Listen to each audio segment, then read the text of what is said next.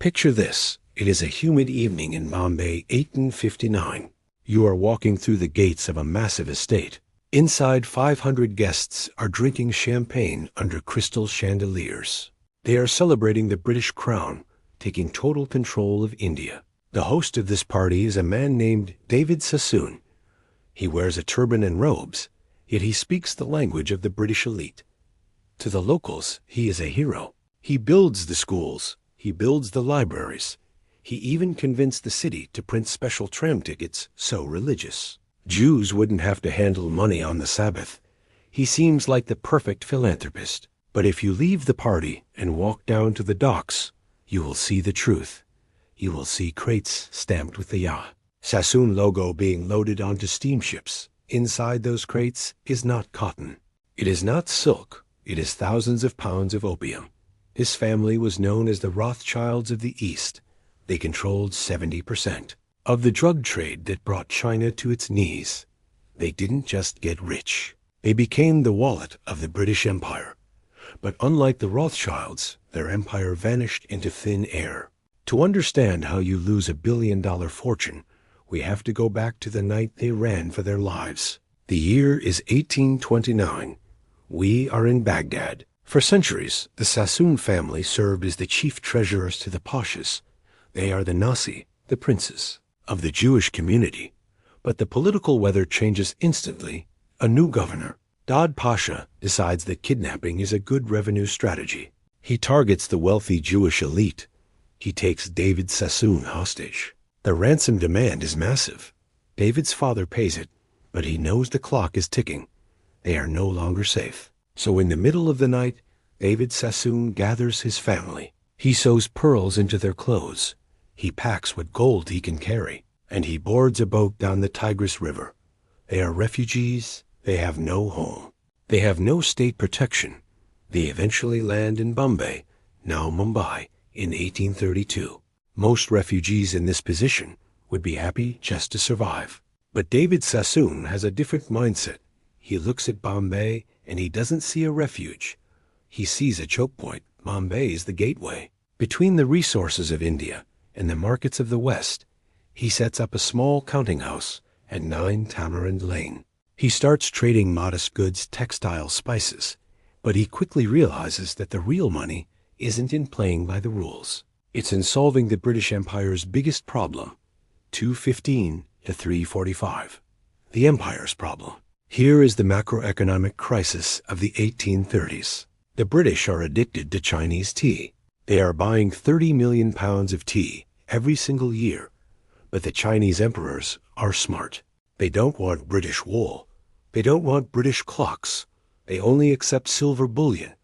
Britain is literally draining its national treasury to pay for tea. The trade deficit is bleeding the empire dry. The British East India Company needs a product the Chinese cannot refuse. They find it in the poppy fields of India. Opium. Now here is where David Sassoon proves he is a genius and a monster. The British East India Company holds the monopoly on growing the opium, but they need private traders to smuggle it into China. Because it's illegal there, David Sassoon volunteers. He sends his 8 sons to key ports across Asia. Elias goes to Kent and Abdullah stays in Bombay.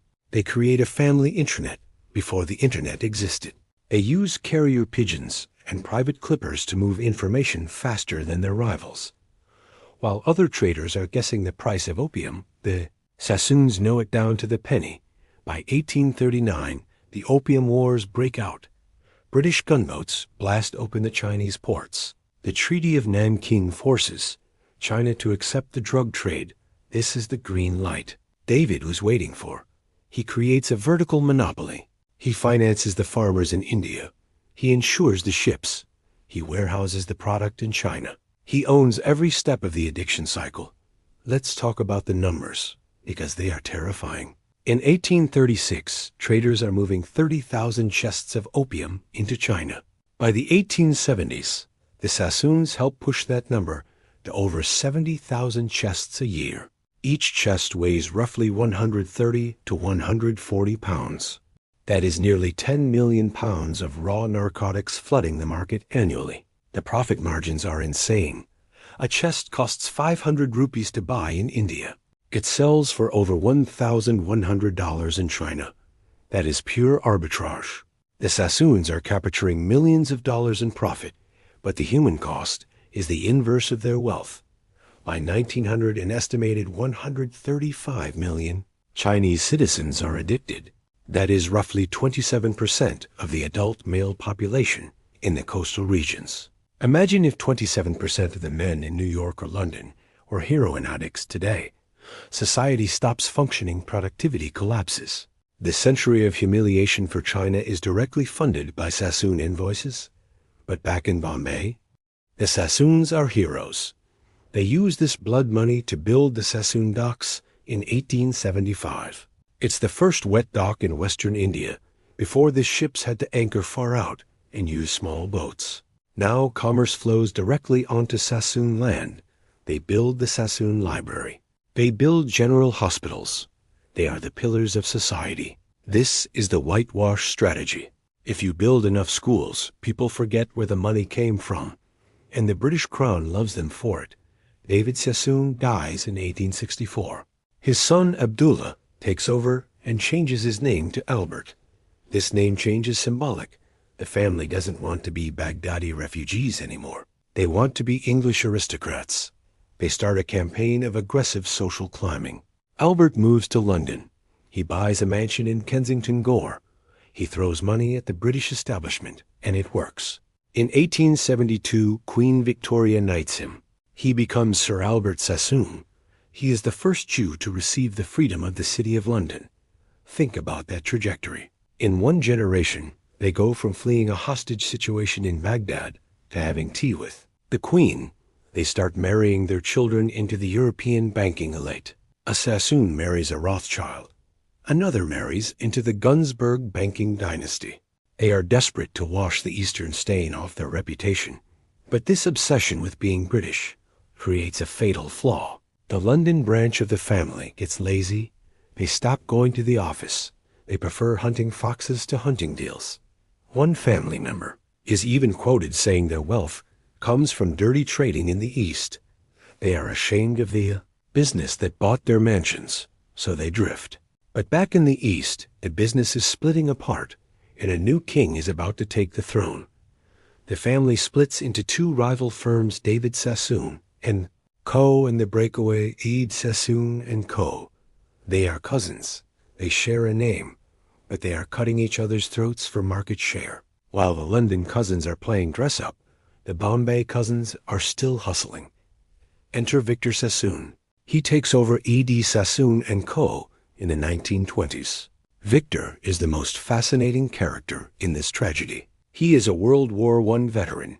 He was injured in a plane crash and walks with two canes. He is a flamboyant playboy who loves photography, women, and horses. He looks at India and sees trouble.